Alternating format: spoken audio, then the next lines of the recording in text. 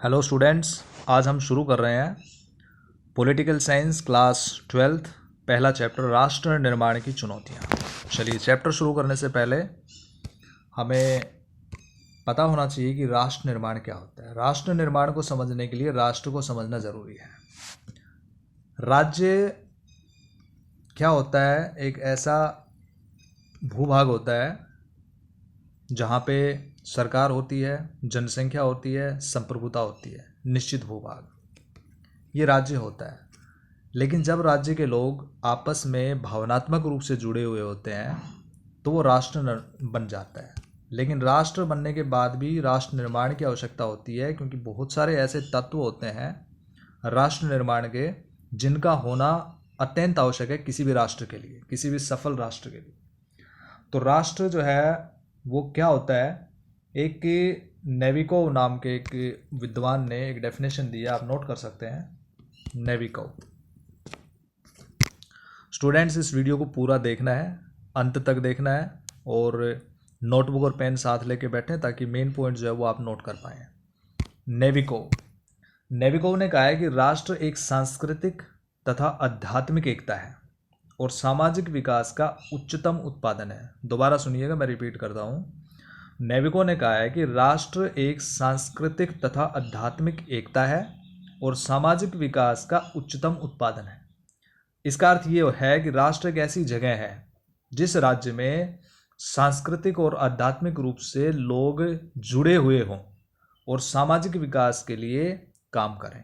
इसे हम कहते हैं राष्ट्र। और राष्ट्र निर्माण हो गया कि इस तरह के जो है राज्य को बनाने के लिए जिस प्रकार की कोशिशें की जाती है और जो तत्व आवश्यक होते हैं, तो राष्ट्र निर्माण होता है। तो अब चलते हैं आगे। राष्ट्र निर्माण का अर्थ भी मैं आपको बता देता हूँ। ये लुसियन पाई ने कहा है, एक और विद्वान हुआ लुसियन पाई, उन्होंने कहा है कि राष्ट्र निर्माण का अर्थ है कि वह प्रक्रिया, एक ऐसा प्रोसेस उन्होंने बताया जिसके द्वारा लोग छोटे कबीलों, ध्यान से सुनिएगा, छोटे कबीलों, गांवों, नगरों या छोटी रियासतों के प्रति वफादारी और बंधनों को विशाल केंद्रीय राजनीतिक प्रणाली की ओर मोड़ लेते हैं। इसका मतलब ये है कि जब राष्ट्र छोटे छोटे छोटे टुकड़ों में बटा होता है, राज्य, कोई भी राज्य, ये कहता है कि जब ये सारे छोटे छोटे टुकड़े और भूभाग जो हैं वो एक केंद्रीय राजनीतिक प्रणाली बना लें तो वो राष्ट्र निर्माण होता है। समझ रहे हैं? वो राष्ट्र निर्माण होता है। इस प्रकार से राष्ट्र निर्माण एक केंद्रीय शक्तिशाली राजनीतिक प्रणाली है जिसमें शक्तियां जो है वो लोगों के अनुसार चलती हैं और लोग जो है अपने भूभाग से और लोगों से भावनात्मक रूप से जुड़े हुए होते हैं। शुरू करते हैं चैप्टर को। ये देखिए, सबसे पहले इस फोटो को देखिए जिसमें आपको लोग जो हैं दिखाई दे रहे हैं भारत और पाकिस्तान के झंडे के साथ में। ये फोटो कलकत्ता की 1947 में जब भारत का विभाजन हुआ था पाकिस्तान और भारत में, ये उस समय की तस्वीर है जहाँ पे लोग खुश तो दिखाई दे रहे हैं क्योंकि विभाजन हो गया, क्योंकि जो पाकिस्तान के समर्थक थे वो पाकिस्तान चाह रहे थे, भारत विभाजन हुआ, पाकिस्तान बन गया, तो इसलिए लोग खुश तो थे कि आज़ादी मिल गई। लेकिन ये आज़ादी जो मिली ये हमें विभाजन के रूप में मिली थी। इस चैप्टर में हम पढ़ेंगे कि विभाजन किस प्रकार से हुआ, उसके क्या परिणाम निकले और कौन कौन सी चुनौतियां हमारे सामने थी। तो नए राष्ट्र की चुनौतियां देखते हैं। नए राष्ट्र की चुनौतियां ध्यान से सुनना है आपको। 1947 में 14-15 अगस्त की मध्य रात्रि को हिंदुस्तान आज़ाद हो गया, आपको पता होगा। प्रधानमंत्री, भारत के पहले प्रधानमंत्री श्री जवाहरलाल नेहरू जी ने, उन्होंने संविधान सभा के एक विशेष सत्र को संबोधित किया। डियर स्टूडेंट्स, ये वही संविधान सभा है जिसने हमारा संविधान बनाया। इसका निर्माण 1940 में कैबिनेट मिशन के सजेशंस के अकॉर्डिंग हुआ और इसने अपना काम 9 दिसंबर, आपने +1 क्लास में पढ़ा था, 1940 को शुरू किया और 26 नवंबर को इसने हमारा संविधान बना दिया 1949 को। ठीक है, तो इस संविधान सभा के विशेष सत्र को संबोधित किया। उनका यह प्रसिद्ध भाषण जाना जाता है ट्रस्ट विद डेस्टिनी, यानी कि भाग्यवधू से चिर प्रतीक्षित भेंट। और पूरे हिंदुस्तान की जनता इसका इंतजार कर रही थी। आज़ादी की लड़ाई के बारे में आपने बहुत अच्छे से पढ़ रखा है, किस प्रकार से भारतीय स्वतंत्रता संग्राम हुआ 1857 से लेकर 1947 तक, किस प्रकार से बहुत सारे लोगों ने, इवन कांग्रेस के नेताओं ने जेल में अपने दिन रातें बिताई, सालों बिताए। कितने लोगों ने अपने जो है शहीद हो गए, अपने जान की बाजी लगा दी, बलिदान हो गए। ये एक बहुत बड़ा इंतजार था। 200 साल की जो गुलामी थी उससे आज़ादी हमें मिली। लेकिन जब ये प्रोसेस चल रहा था तो उस समय, आज़ादी के समय, दो बातें ऐसी थी जिन पे सहमति थी सबकी। ये क्वेश्चन आ सकता है, कई बार पूछा जाता है कि ऐसी कौन सी बातें थी जिन पर सबकी सहमति थी। पहली बात ये थी कि आज़ादी के बाद देश का शासन लोकतांत्रिक होगा, और दूसरी बात ये थी कि जो सरकार बनेगी वो सबके लिए काम करेगी। ठीक है, अब आज़ाद हो गया था भारत, इन बातों पर सहमति थी। लेकिन अब ये काम इतना आसान नहीं था। क्यों नहीं था इतना आसान?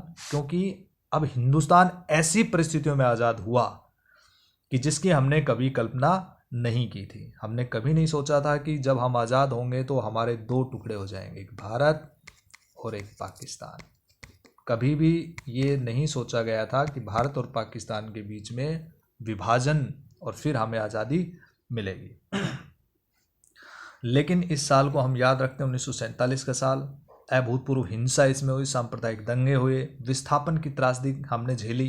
कितने लाखों की संख्या में लोग विस्थापित हुए, तकरीबन 80 लाख की संख्या में लोग विस्थापित हुए।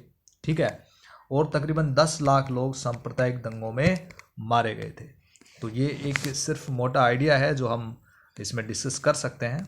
ये देखिए, वहाँ उस समय कुछ न्यूज़पेपर छपे थे। द हिंदुस्तान टाइम्स में एक उसी दिन की एक हेडिंग है, end of 200 years old British rule in India, यानी कि 200 साल के पुराने ब्रिटिश शासन का अंत हो गया। भारत की आज़ादी के समय इस प्रकार के न्यूज़ में जो है उस समय हेडलाइंस आपको देखने को मिलेंगी, अगर आप उस समय के न्यूज़पेपर इसी प्रकार से देखेंगे। महात्मा गांधी ने कहा, कल हम अंग्रेजी राज्य की गुलामी से आज़ाद हो जाएंगे, लेकिन आधी रात को भारत का बंटवारा भी होगा। तो बिल्कुल ये क्लियर है कि ऐसे बहुत सारे नेता थे जो विभाजन के पक्ष में नहीं थे, और उन्होंने कहा कि इसलिए कल का दिन हमारे लिए खुशी का दिन होगा और गम का भी दिन होगा। ठीक है, इसका मतलब ये है कि दोनों ही चीज़ें थी। आज़ादी खुशी की बात थी, विभाजन गम की बात थी। अब जब भारत आज़ाद हुआ तो उस समय हमारे सामने 3 मुख्य चुनौतियां थी। चलिए डिस्कस करते हैं कौन सी मुख्य चुनौतियां थी। आप ध्यान से सुनेंगे, ये क्वेश्चन भी बनता है कि कौन सी 3 चुनौतियां थी। पहली चुनौती थी एकता की चुनौती, भारत में एकता की स्थापना। यानी कि पहली कौन सी थी? एकता की स्थापना। कि जब भारत आज़ाद हुआ उस समय एकता की स्थापना ये सबसे बड़ी समस्या थी। क्यों? क्योंकि भारत विभिन्नताओं का देश है, इसमें अनेक भाषाओं, अनेक संस्कृतियों, अनेक धर्मों के लोग हैं, और साथ में विभाजन भी हुआ। तो इसलिए हिंदू मुस्लिम के बीच में एकता की स्थापना भी। तो ये सब आप इसमें लिख सकते हैं और समझ सकते हैं, एकता की स्थापना। दूसरी चुनौती थी लोकतंत्र को कायम करना। हालांकि हमने डिस्कस किया कि ये एक ऐसी चीज़ थी जिसपे सभी लोग सहमत थे कि लोकतंत्र की स्थापना रहेगी, लोकतंत्र हम फॉलो करेंगे, लेकिन ये आसान नहीं था। हालांकि संविधान ने हमें मौलिक अधिकारों की गारंटी दी, संसदीय शासन हमें मिला जिसमें लोग वोट डालते हैं, अपने प्रतिनिधियों को चुनते हैं, और वो जो प्रतिनिधि है वो सरकार चलाते हैं, लोगों के लिए काम करते हैं। लेकिन इसको व्यावहारिक रूप से लागू करना बड़ा मुश्किल दिख रहा था उन परिस्थितियों के अंदर। तीसरी जो चुनौती थी वो थी आर्थिक विकास, जिसमें सभी का आर्थिक विकास हो सके। आप 3 हेडिंग यहाँ बना सकते हैं। पहली हेडिंग हमने क्या बताई थी? पहली हेडिंग हमने डिस्कस की थी एकता की स्थापना, दूसरी लोकतंत्र को कायम रखना, और तीसरी आर्थिक विकास।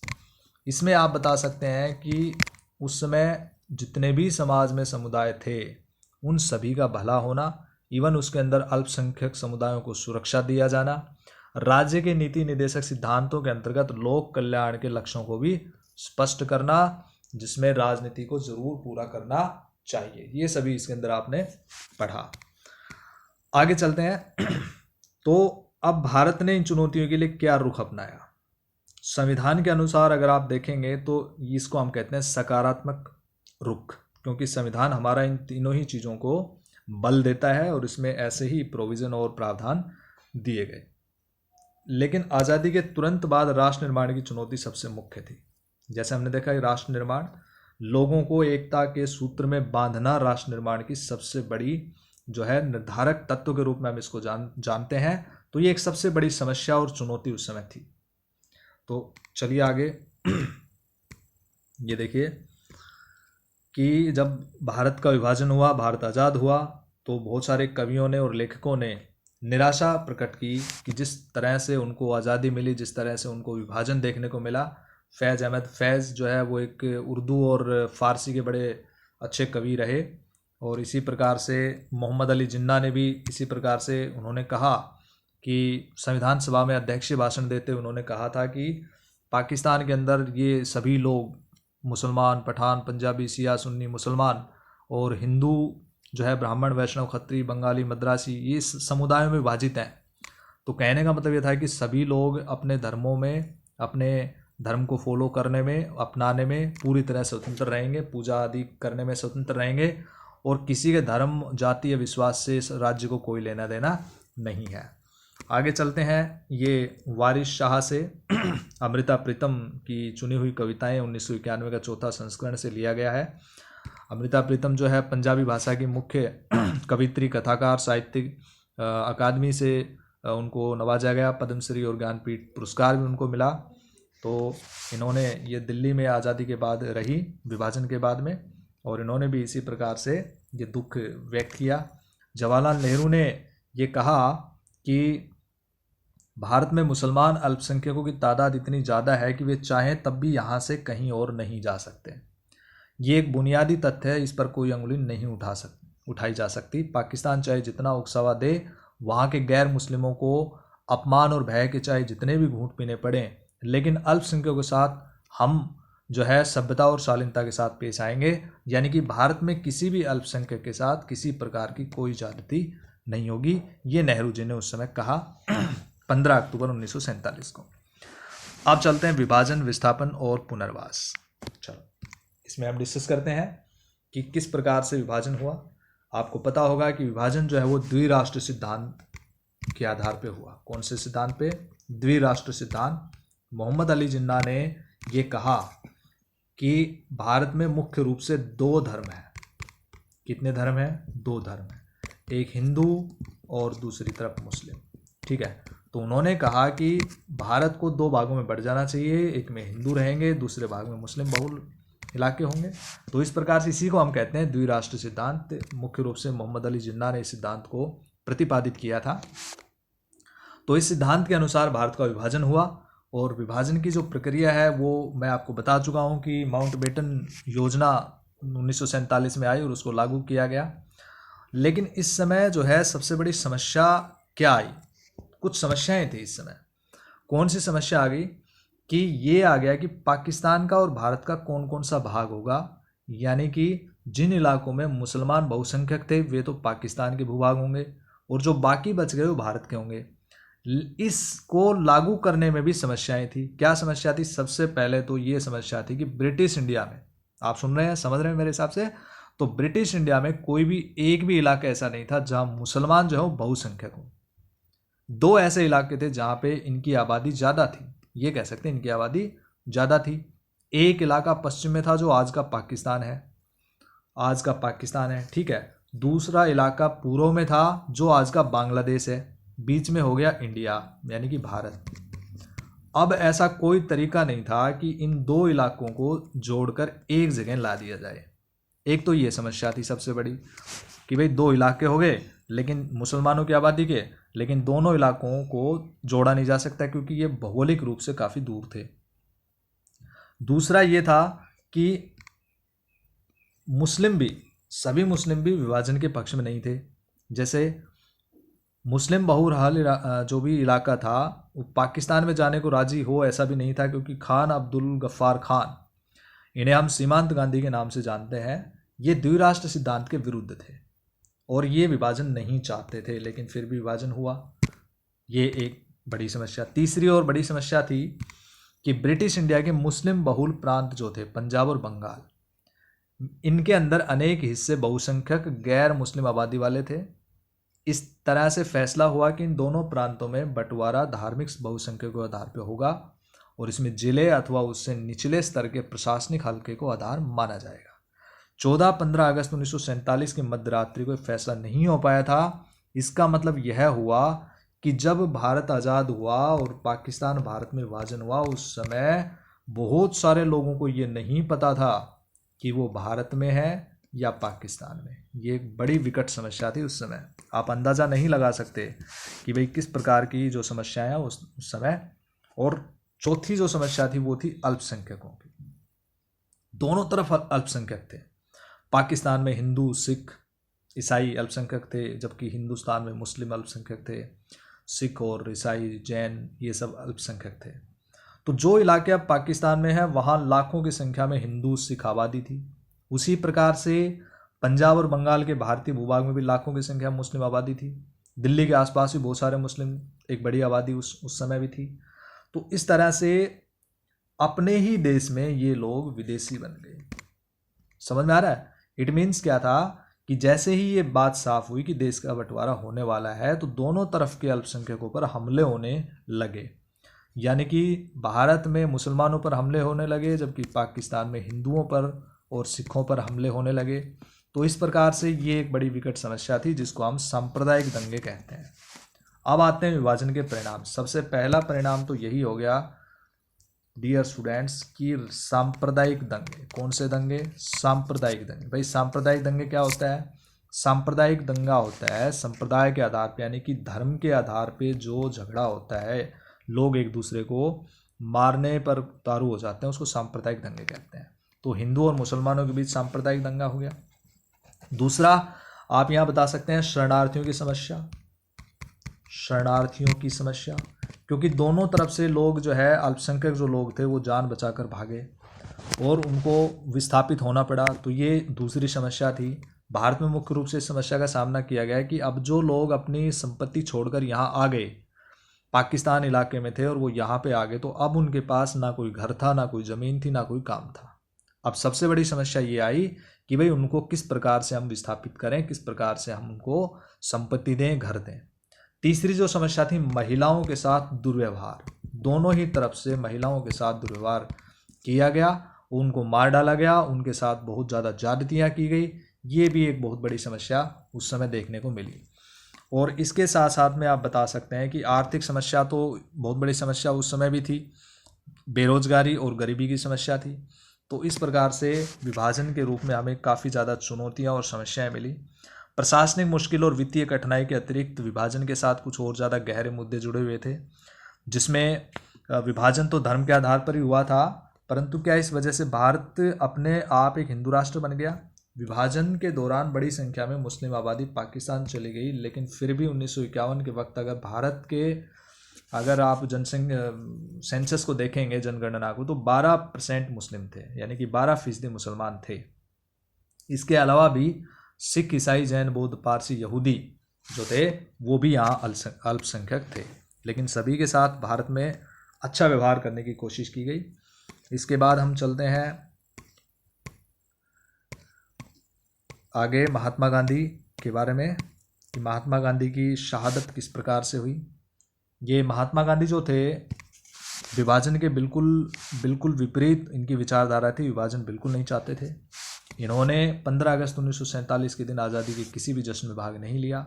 वे कोलकाता के उन इलाकों में डेरा डाले हुए थे जहाँ हिंदू और मुसलमानों के बीच भयंकर दंगा होने लगा था, और उन दंगों को रोकने के लिए वो वहाँ पे थे। उन सांप्रदायिक हिंसा से उनके मन पर गहरी चोट लगी थी और अहिंसा और सत्याग्रह के सिद्धांतों को भी ठेस पहुंची थी, इसलिए वो बड़े दुखी थे उस समय। तो ये एक बड़ी उस समय विडंबना सामने आई कि गांधी जी ने हिंदू और मुसलमानों से जोर देकर कहा कि हिंसा का रास्ता छोड़ दें, लेकिन ऐसा हुआ नहीं। लेकिन कोलकाता में गांधी जी जहाँ मौजूद थे वहाँ पे हालात सुधरे और कोई वहाँ सांप्रदायिक जो दंगा है वो नहीं हुआ। लोग सड़कों पर हर्षोल्लास के साथ नाच रहे थे और गांधी जी की जो प्रार्थना सभा थी उसमें जुटे हुए थे। हालांकि ज़्यादा दिनों तक ये परिस्थिति नहीं रही और उसके बाद सांप्रदायिक दंगे दोबारा हुए। उसके बाद अमन कायम करने के लिए उपवास पर बैठ गए महात्मा गांधी जी, और बाद में जो है 1948 की जनवरी में एक बार फिर उन्होंने उपवास रखा इन सभी चीज़ों को कम्बैट करने के लिए, और ये उनका अंतिम उपवास साबित हुआ। कोलकाता की तरह दिल्ली में भी उनके उपवास का जादू असर जरूर हुआ। सांप्रदायिक तनाव और हिंसा में कमी हुई। दिल्ली और उसके आसपास के इलाके के मुसलमान सुरक्षित अपने घरों में लौटे और भारत की सरकार पाकिस्तान को उसका देह चुकाने पर राजी हो गई। यही सब था जो महात्मा गांधी, जिस तरह से ऐसा देखने में आया कि महात्मा गांधी जो है वो मुसलमानों को फेवर कर रहे हैं, पाकिस्तान के जो है पक्ष में बोल रहे हैं, इसी चीज़ से नाराज़ होकर जो है 30 जनवरी 1948 के दिन एक हिंदू अतिवादी नाथूराम विनायक गोडसे ने गांधी जी को जो है गोली मारकर हत्या कर दी और 3 गोलियां चलाई गई। गांधी जी को उसी समय मार दिया गया और इस तरह न्याय और सहिष्णुता को आजीवन समर्पित एक आत्मा का देहावसान हुआ। तो ये महात्मा गांधी की शहादत थी। डियर स्टूडेंट्स, हमने यहाँ तक चैप्टर को पढ़ लिया है। हम अगले पार्ट में रजवाड़ों का विलय इसको पढ़ेंगे और बाकी बचे हुए चैप्टर को पढ़ेंगे। मैं समझता हूँ कि आपको ये चैप्टर थोड़ा सा समझ में आया होगा। आप इसको दोबारा से पढ़कर देखिएगा, वीडियो को दोबारा देखिएगा। और कुछ अगर आपको पूछना है, समझ में नहीं आता है, तो आप कमेंट बॉक्स में लिख कर आप क्वेश्चन मुझसे पूछ सकते हैं। Thank you, have a nice day.